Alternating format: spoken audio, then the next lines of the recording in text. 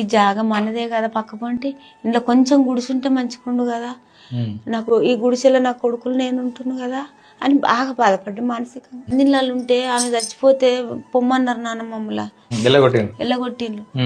ఇంటోళ్ళు ఇంట్లోకి పోయేదాకా పోవద్దంటే నా కొడుకులు నేను రోడ్డు మీద కూర్చున్నాం. వాళ్ళ ఇంటికాడ ఉండి వండుకొని తిన్నాం 4 రోజులు. బోరింగ్ కాడ తానం చేస్తే ఆ చందు అన్న పిల్లలు ఈ బట్టలు నా కొడుకులకు చెరొక్కటి ఇచ్చిండు. ఆయన పెద్ద పిల్లగాడు వీళ్ళు చిన్నోళ్ళు. వాళ్ళు ఉడాసి దొడుక్కొని నా కొడుకులకు రోడ్డు మీద కూర్చుండబెట్టి తినబెట్టుకొని పిల్లలు కడిగి వాళ్ళకి ఇచ్చి మంచిలు తాగించుకొని ఆ ఇంటోళ్ళు వచ్చి ఇంట్లో ఉన్నప్పుడు ఇక నేను నా కొడుకులో తీసుకొని వచ్చి భయంగా ఉన్నా. తెల్లారి 3 పిట్ట మీరు ఇంట్లోకి వెళ్ళి పోవాలి అన్నారు.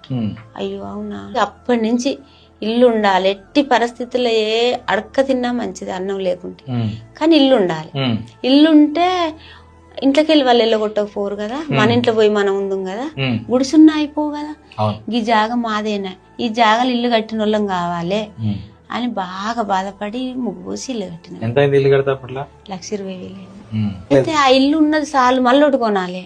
ఇంకోటి భూములు లేవు కదా, ఇంకొకడ 2 ఎకరాలు, ఇంకొకడ ఎకరం బాయిదావుడు ఊరేసుడు అని బిడ్డ ఎప్పుడైనా సుత ఎవ్వలకైనా ఇల్లు ఉండాలి. ఇల్లు లేకుంటే చాలా కష్టం. ఒక్క గుంట అన్నా 50 గజాలలోనైనా ఆఖరి గుడిసె అయినా ఉండాలి. సొంత ఇల్లు సొంత ఇల్లు లేకుంటే పుసుక్కున పానం పోతే రోడ్డు మీద ఎత్తాను.